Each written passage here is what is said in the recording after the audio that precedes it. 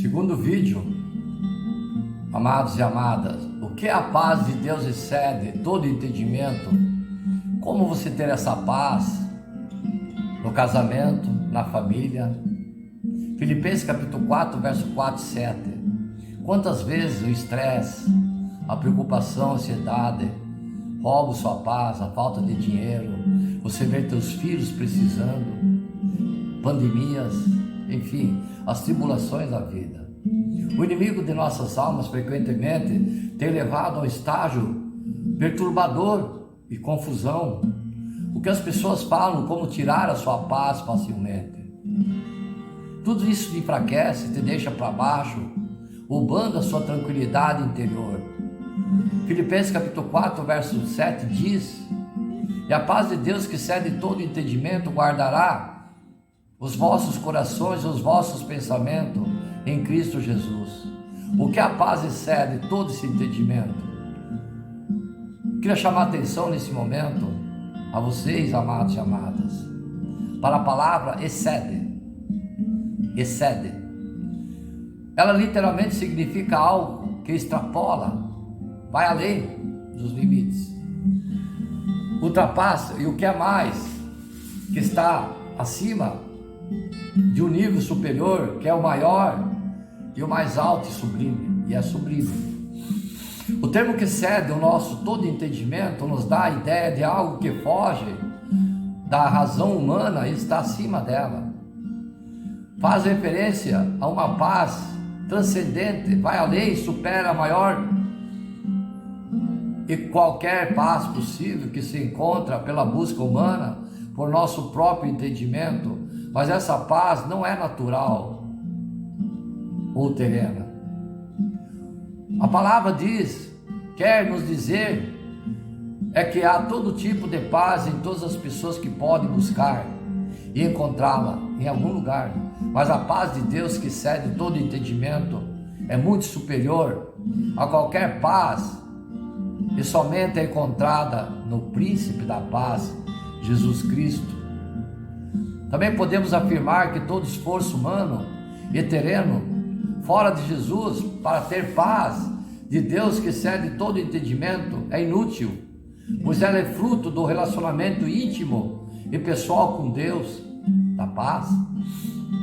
Então, quanto mais envolvidos com Deus estiver você, mais a sua paz vai além, ultrapassa, que é mais, que está acima, um nível superior, mais alto, que é maior e sublime, preencherá o seu coração em Cristo.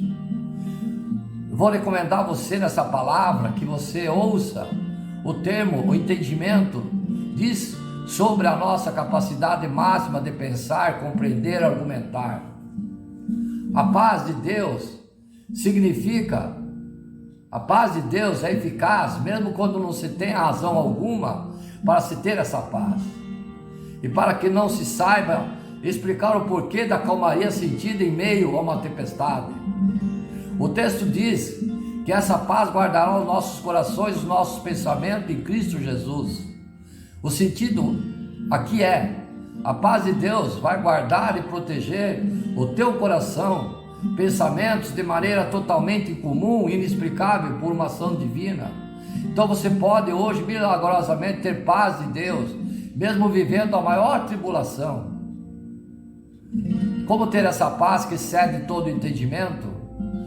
A expressão em Cristo Jesus denota que o meu relacionamento, o teu relacionamento com Cristo nos dará uma paz tão profunda que guardará e bloqueará a minha mente e coração contra as investidas do mal, do adversário, que tem por finalidade roubar a minha tranquilidade interior, tentar te atingir, cair em tentação e pecar.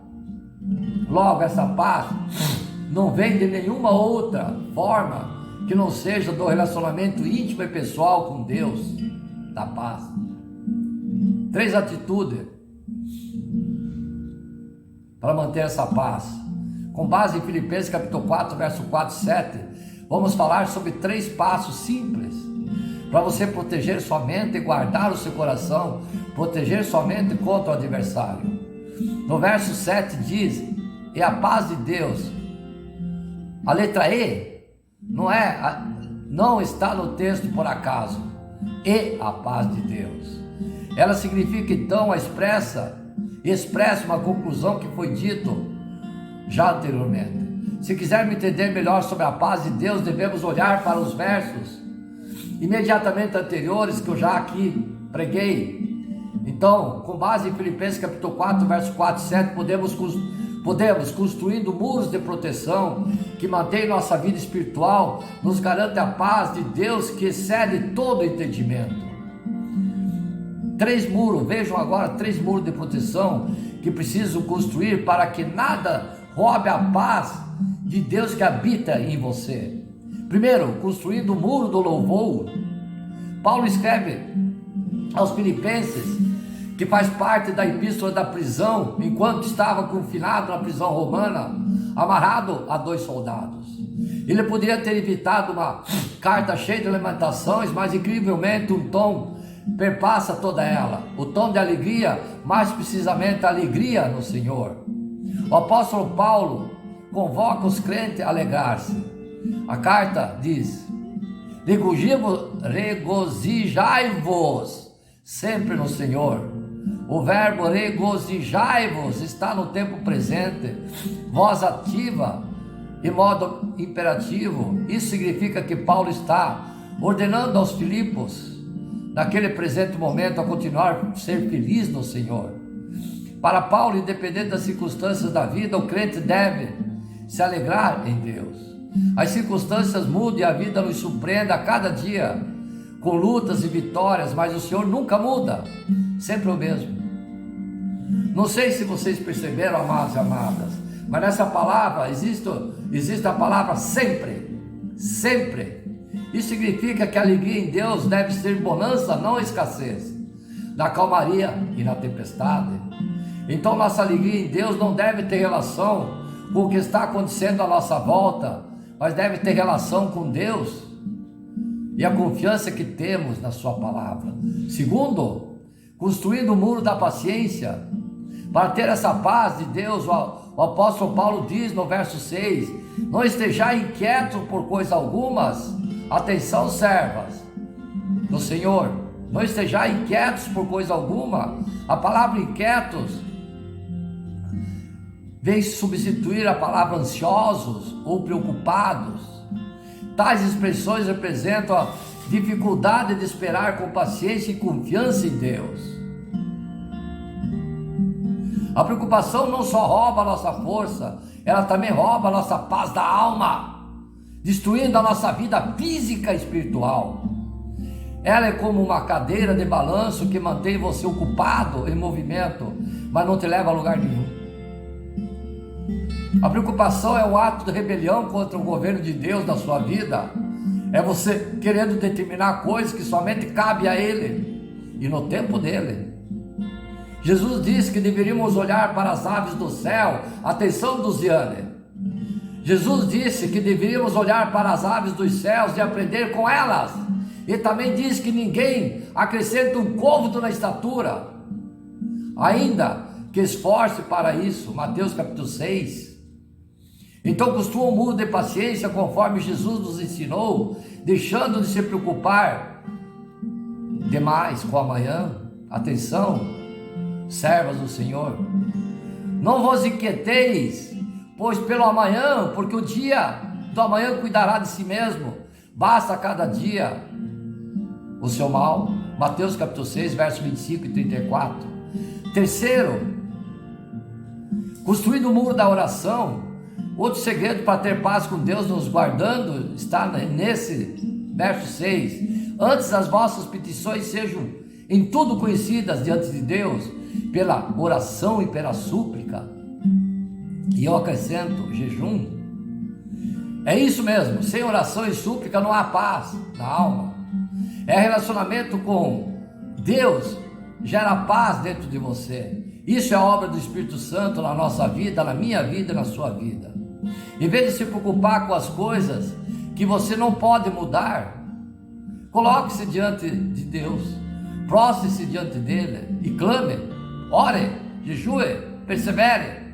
Se substituirmos nossas preocupações pelas orações, Deus substituirá a nossa preocupação pela paz. Quarto, o que a Bíblia fala sobre a paz de Deus em nós. Em Cristo podemos ter paz mesmo em aflições. Eu disse essas coisas para que em mim vocês tenham paz. Nesse mundo vocês terão aflições, contudo tenham ânimo, eu venci o mundo. Jó capítulo 16, verso 33. A paz de Deus em nada se assemelha com a paz do mundo. Deixo-lhe a paz, disse ele. A minha paz lhe dou, disse ele. Não a dou como o mundo a dá.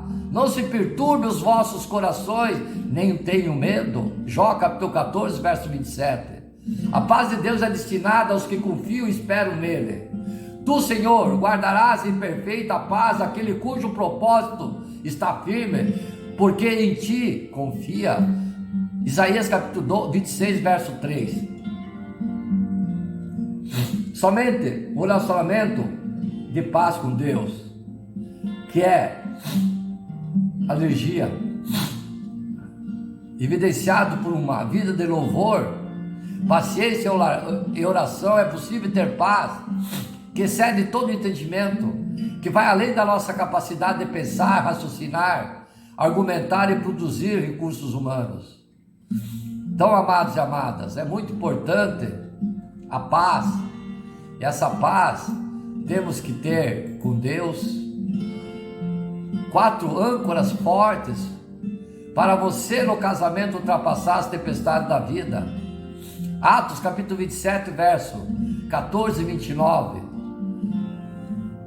Paulo sai do porto da Judéia para a Itália como prisioneiro, acusado pelos judeus de pertencer à seita do Nazareno e pregar contra a lei de Moisés. Imaginam? A fim de se apresentar ao imperador romano Júlio César, porque Paulo era romano. No trajeto, uma grande tempestade se levanta por vários dias, ficam à deriva, sendo levados de um lado para outro pelo vento e pelo mar agitado. Para que o navio não arrebentasse contra uma rocha, em um esforço para salvar o navio e suas vidas dos tripulantes, eles lançaram 4 âncoras no mar. Infelizmente, essas âncoras se mostram ineficazes contra a tempestade, e o navio acabou por se perder, afundar. No entanto, a bordo desse navio estava um homem chamado Paulo. Ele era um homem especial por várias razões. Número 1, ele era filho de Deus. Número 2, ele era um homem em uma missão. Número 3, ele era um homem de fé. Ele estava em comunhão com Deus. Por causa de quem ele era, Paulo estava ancorado no meio daquela tempestade, mesmo que o navio não estivesse. Aqueles marinheiros jogaram 4 âncoras no mar na tentativa de firmar o navio. Essas âncoras falharam. Ao ler esse texto, nós vemos essa pregação que Paulo também tinha 4 âncoras. Essas âncoras o firmavam durante a tempestade, mesmo que o navio tenha sido abalado, danificado. Paulo conseguiu permanecer firme e forte.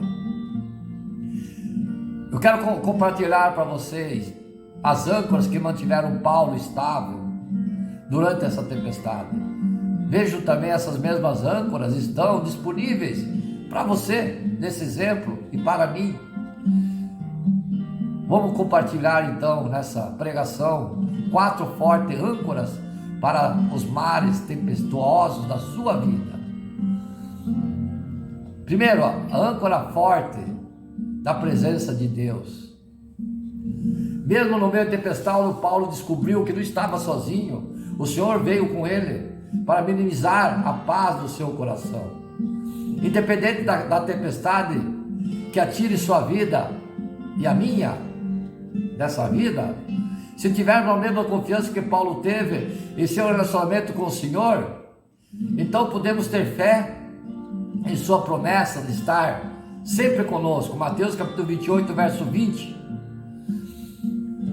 Que incentivo é saber que nunca enfrentaremos um instante de vida por conta própria.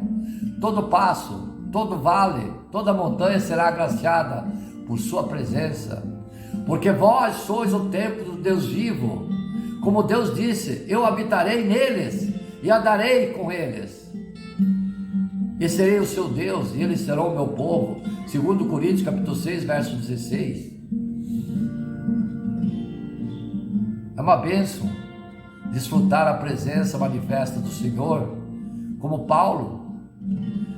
Mas mesmo quando você não pode vê-lo, ele ainda está lá, te vendo, agindo, protegendo, sendo Deus em sua vida.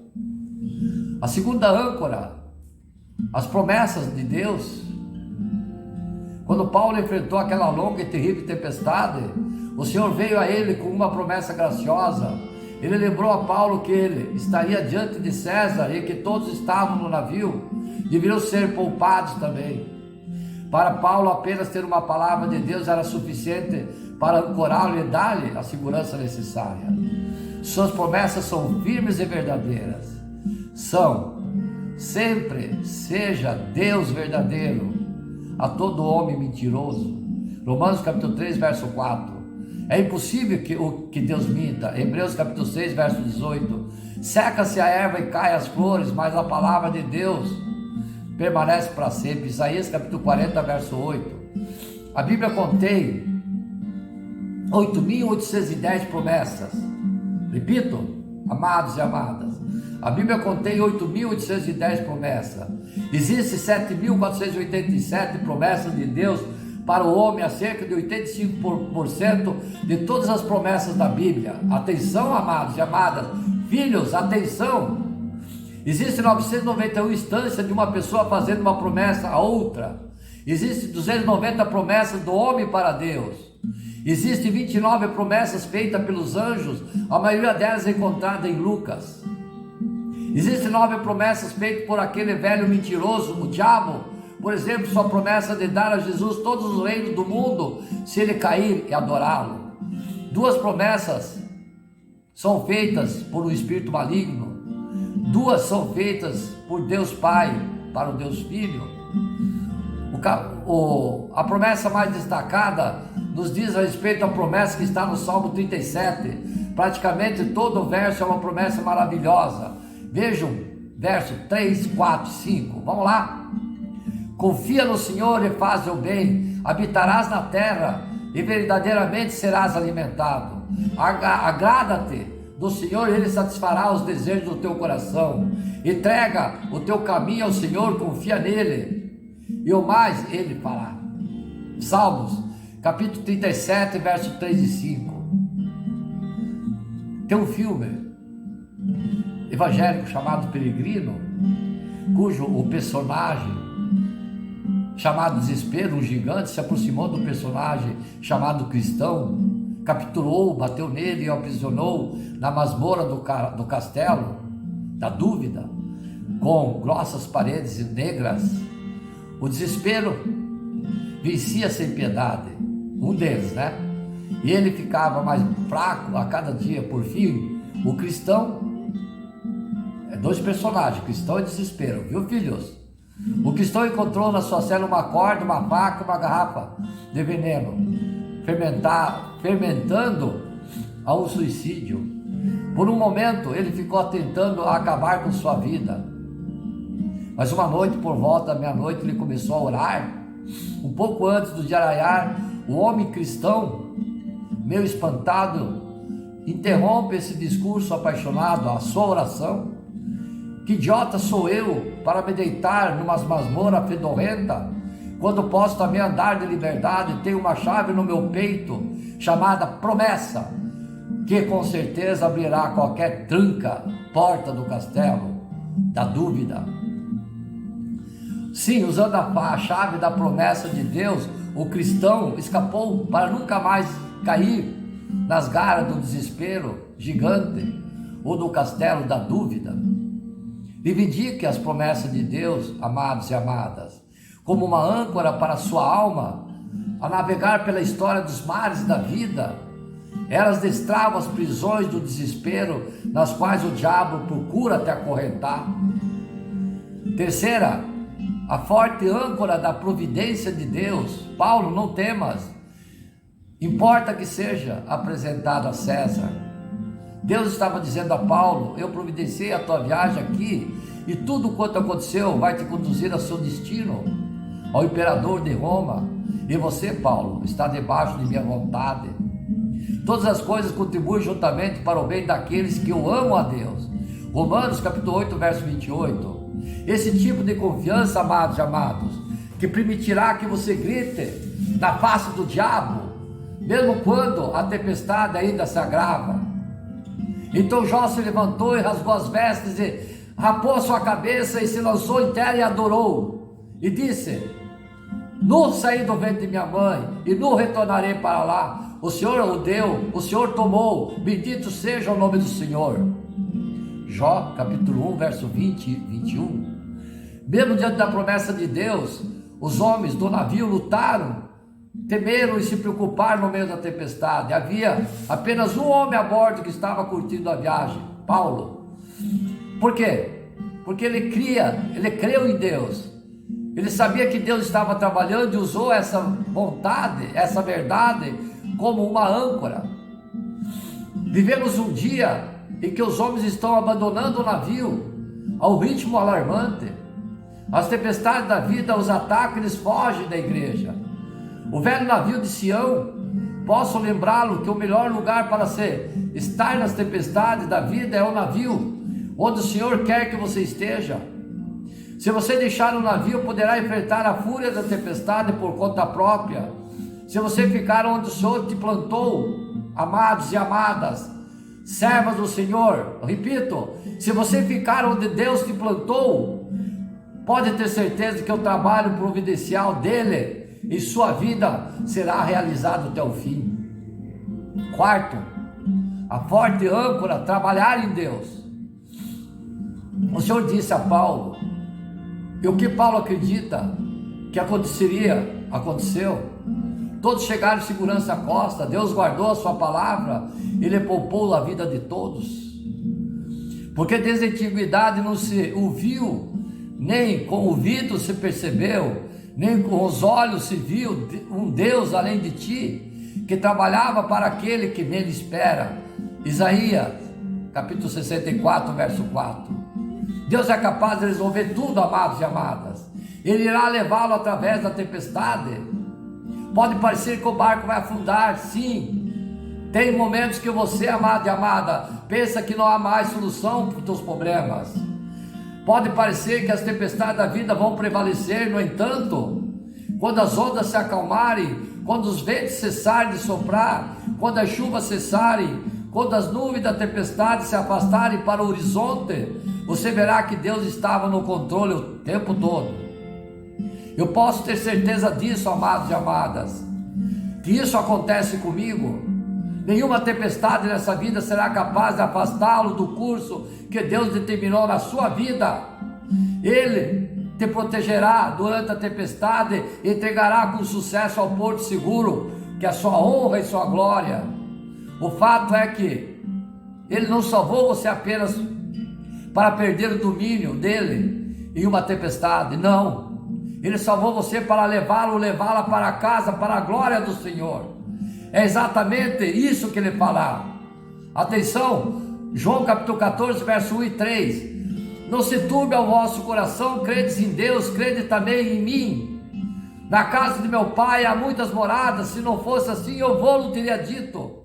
Vou preparar-vos um lugar lá nos céus. E quando eu for, eu vos preparar um lugar, virei outra vez e vos levarei para mim mesmo, para onde eu estiver, estejai vós comigo. Forte, né, amados e amadas? Ó, glória a Deus. Sopra mim, Espírito Santo. Sopra mim, Espírito Santo. Amado e amada, você está com as suas âncoras lançadas ao Senhor? As 4 âncoras que eu aqui acabei de abordar? Se tiver, poderá resistir às tempestades da vida, sim. Caso contrário, esteja preparado para ser assoprado pelos ventos da adversidade, da destruição. Eu quero encorajá-lo em nome do Espírito Santo de Deus, que fala a você, a se apresentar para Ele e dizendo algo como: atenção, ouçam. Ó Espírito Santo, sopra em mim. Tadinho do Espírito Santo, vai chorar. Senhor, não posso consertar a minha situação, não posso acalmar os males revoltos em minha vida, não posso ainda conter os ventos que sopram contra mim. Preciso da sua ajuda hoje, nesse momento. Pela fé eu coloco as âncoras da sua presença, das suas promessas, da sua providência e do seu trabalhar no meu mar revolto. Estou decidido a confiar em Ti para caminhar a minha tempestade no dia a dia e falar de paz quando for sua vontade de fazê-lo.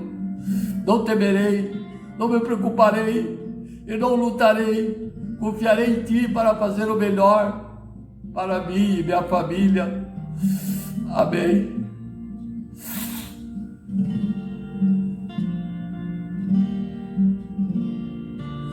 Amado e amada, é o Espírito Santo de Deus transmitindo as lágrimas dele por esse mundo caído. Quando chegar no local, total confiança diante do Senhor e sua tempestade, isso chama a atenção dele e tenha certeza, amado e amada, que ele tem algo para você importante, porque você é a razão de um pai amar seu filho. Então, amados e amadas, eu quero que vocês tenham força, fé diante da tempestade e dizer a vocês que a oração move montanhas, que o poder das palavras tem força, que as orações fazem milagres quando você clama com o coração o poder das palavras. Em um dia comum, qualquer outro, vou contar uma história como Jesus contava as metáforas. O personagem, ele acordou de manhã e ao pentear o cabelo, ou ela, reparou que algo branco estava preso em seu couro cabeludo. Isso mesmo, era caspa. Sim, ele conseguiu o que queria, mas agora possuía algo que não era bom para ele e nem para ninguém, para ela, através de um simples pronúncia de algumas palavras. Essa foi uma pequena ilustração, não muito agradável, mas o que nos faz parar para pensar, se algo assim tão simples pode acontecer somente ao falar, imagine algo mais grave como: eu quero que você morra. Peguei pesado, mas não é preciso chamar atenção para essas coisas. Falamos tantas coisas sem pensar, amado e amada família, e depois até ficamos bravos porque essas coisas acabam acontecendo e não damos conta de que fomos nós que impedimos. Especialmente em momentos de raiva, podemos dizer tantas coisas que nos arrependeremos mais tarde. Poder da palavra, nunca se esqueçam disso. A Bíblia diz que Tiago capítulo 3, versos 2 e 10, que não sabemos controlar a nossa língua. A usamos tanto para agradecer a Deus como a xingar e reclamar. E no capítulo e versículo 19 e 20, ele nos adverte que devemos estar prontos a ouvir, ao mesmo tempo que devemos demorar para falar com raiva.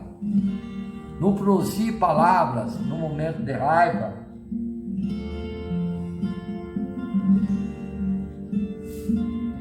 Portanto, peça a Deus que te ajude a controlar as suas falas, pois é como dizem, ao aprender uma pessoa, tudo que disser poderá ser usado contra você no tribunal. Diante dos obstáculos, da raiva, da briga, da rixa, se cale. O silêncio diz tudo. Em vários casos, pessoas que Jesus curou, ele perguntou para elas o que elas queriam que ele fizesse. Certamente, ele já sabia o desejo dela, mas Jesus fez questão em diversas situações de pedir que a pessoa proferisse com suas palavras no ato de fé o milagre que ela estava buscando. Copiaram? Em Romanos capítulo 14, verso 11 está escrito que toda língua confessará que Jesus Cristo é o Senhor. Repare que não é somente toda pessoa saberá, e sim, toda língua confessará. Em Mateus capítulo 12, verso 37, Jesus diz que pelas nossas palavras seremos justificados e por elas seremos condenados. As palavras são poderosas, portanto, leve a sério, amados e amadas. Leve a sério suas palavras, não profira palavras inadequadas. Exemplo, seu filho, ele fez uma traquinagem, você se vira para ele inconscientemente, apesar que você o ama, mas no momento da raiva você fala, eu queria que você quebrasse a perna. Pois bem, você ditou aquilo, ele poderá quebrar sua perna, ou melhor, não poderá ser direto quebrar a perna, mas acontecerá outra tragédia a ele, seu filho, e você não vai lembrar do que você falou. Vamos citar um exemplo aqui na Bíblia de um casal, o rei Assuero e a rainha Vasti. O rei Assuero e a rainha Vasti. A história deles passa pelo livro de Esther, da Bíblia. Compreenderam bem o impacto que deu, o significado dessa história. O rei Assuero reinava sobre a Pérsia. Certo dia ele convocou seus amigos oficiais e príncipes e organizou uma festa que durou 180 dias. Na festa havia abundância de comida, bebida, e o rei, tendo já bebido o suficiente para ficar fora de si, chamou sua mulher, a rainha Vasti, para desfilar para seus amigos, já que ela era muito bonita. A rainha recusou atender o clamado do rei, e esse ficou extremamente furioso. Convocou seus conselheiros e perguntou o que deveria fazer frente àquela desobediência pública da rainha. Um deles recomendou: olhe, se bem parecer ao rei, saia da sua parte um edito real, escreva-se nas leis dos persas e dos medos, e não se revogue a saber que Vasti não entre mais na presença do rei Assuero, e o rei deu o reino dela a outra que seja melhor do que ela. E ouvindo seu mandato, que o rei decretará todo o seu reino, porque é grande, a todas as mulheres que darão honra ao seu marido, desde a maior até a menor. Esther capítulo 2, verso 19. O rei gostou do conselho e mandou cartas a todos os seus servos em todas as províncias, relatando o que Vasti fizera e a sentença que decretara contra ela.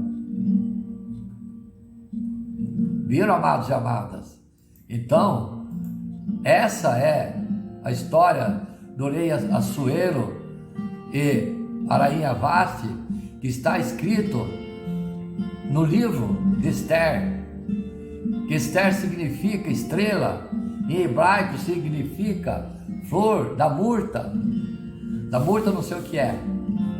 A história de Esther apresenta grande importância histórica. Se essa personagem não tivesse existido, o povo hebreu, muitos provavelmente teriam sido completamente aniquilados antes mesmo da chegada do Messias.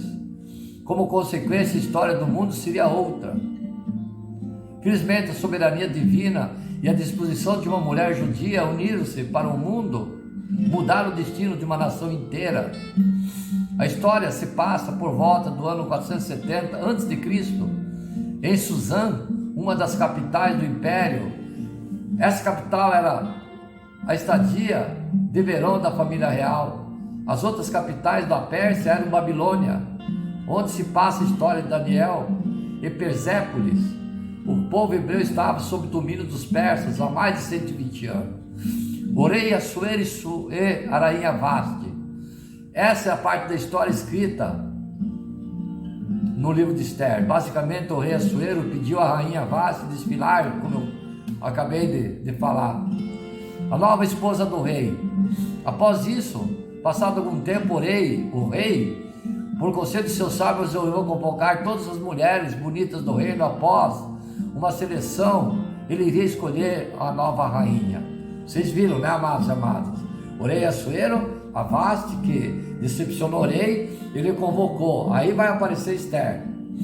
Morava naquela cidade um homem judeu que tinha sido trazido a cativo de Israel para a cidade de Suzã. O homem morava com sua prima, Adase, Esther na língua dos persas. Uma jovem bonita que havia ficado órfão muito cedo. Mardoqueu assumiu como filha. Ocorreu que Esther foi levada pelos guardas juntamente com outras mulheres ao palácio. Lá ela ficou sob o cuidado de Agai, um dos eunucos responsáveis pelo trato feminino. Esse simpatizou com Esther. Ele a acomodou no melhor lugar na casa das mulheres. Esther não contou a ninguém que era judia, porque Mardoqueu tinha lhe advertido que não iria revelar de onde ela viera. Passando o ano, o rei começou a chamar as moças que havia selecionado. Por fim, Esther foi chamada à presença do rei. E o rei amou Esther mais do que todas as mulheres, e alcançou perante a sua graça a benevolência mais do que todas as virgens, e pôs a coroa real na sua cabeça, e fez a rainha em lugar da Vaste. Esther capítulo 2, verso 17. O atentado contra a vida de Assuero, o rei. Mardoqueu sempre vinha visitar Esther, e ela ficava esperando por ele na porta do palácio. Certo dia ouviu os servos que trabalhavam no palácio, indignados, tramando tirar a vida do rei Assuero. Mardoqueu relatou tudo isso para Esther, que por fim contou ao rei Assuero, desmascarando toda a trama, e dos 2 servos foram enforcados, e o episódio foi escrito nos livros reais. Amados e amadas, esse é o exemplo de uma mulher que muito lutou e salvou a vida dos judeus perante os ataques. Vamos então, nesse momento, falar sobre Amã e Mardoqueu. O rei Assuero decidiu honrar um homem que morava no seu palácio chamado Amã. Este era Agagita. O rei ordenou que todos se prostrassem na presença de Amã, mas Mardoqueu descumpriu essa ordem e não dobrava os pés a Amã, porque era judeu e se mantinha fiel a Deus. Alguns empregados do palácio contaram isso a Amã e ele ficou irritado. Sua raiva não foi apenas contra Mardoqueu, mas contra todos os judeus que viviam entre os persas. Amã foi falar com o rei para conseguir o seu favor contra os judeus e disse-lhe: Amã, existe espalhado e dividido entre os povos, em toda a província do teu reino, um povo cujas leis são diferentes das leis dos nossos povos, e que não cumpre as leis do rei. Por isso não convém o rei deixá-los ficar. Se bem parecer ao rei decrete-se que os matem. E eu porei as mãos dos que fizerem a obra 10.000 talentos de prata, para que entrarem no tesouro do rei. Esther capítulo 3, verso 8. O rei atendeu o pedido de Amã e enviou um decreto alertando a todos os povos que viviam em Suzã que os judeus deveriam ser mortos, tanto mulheres como crianças e velhos, no dia 13 do mês de Adar. Os judeus não poderiam se defender e nem fugir. Os agagitas são o mesmo povo que Israel guerreou na época de Saul. Deus havia ordenado que Saul destruísse completamente todas as pessoas do povo, mas Saul não obedeceu. 1 Samuel capítulo 15. O luto do povo e a resposta de Esther. Quando Mardoqueu ficou sabendo do decreto do rei, rasgou suas vestes e se vestiu com pano de cinzas. Isso era uma prática no passado, em sinal de revolta e tristeza. Essa prática era a tradição entre os judeus para expressar a tristeza. Mardoqueu se dirigiu à entrada do palácio e lá pranteou a situação do seu povo. A rainha Esther, ao saber disso, enviou roupas para cobrir seu tio, mas ele não aceitou. Um dos servos de Esther lhe contou tudo o que havia acontecido no reino e o decreto que o rei havia proposto contra os judeus. Esther enviou um dos seus servos para dizer a Mardoqueu: não há o que eu possa fazer, você sabe, qualquer um que se apresentar diante do rei sem ser chamado é morto, e eu não fui mais chamada, não tenho mais acesso ao rei. Então Mardoqueu disse a Esther: não imagineis no teu íntimo que por estar na casa do rei escaparás só tu entre todos os judeus, Porque se todos calarem nesse tempo, socorro e livramento de outra parte sairá para os judeus, mas tu e a casa do teu pai perecerá. E quem sabe, para tal tempo, como chegaste a esse reino? Esther capítulo 4, verso 13 e 14, Esther respondeu: vai, ajunta todos os judeus e se acharem em Suzã, e jejuai por mim, orai, e não comais nem bebais por 3 dias, e nem de dia nem de noite, eu e minhas servas também iremos jejuar. E assim orei, assim eu irei ter com o rei, ainda que não seja segundo sua lei, e se morrer, morri. Esther capítulo 4, verso 16. Então Mardoqueu falou ao povo, conforme Esther lhe pediu. Então, amados e amadas, essa é um exemplo de um casal, certo? Tempo da Bíblia. Vou no terceiro vídeo, amém?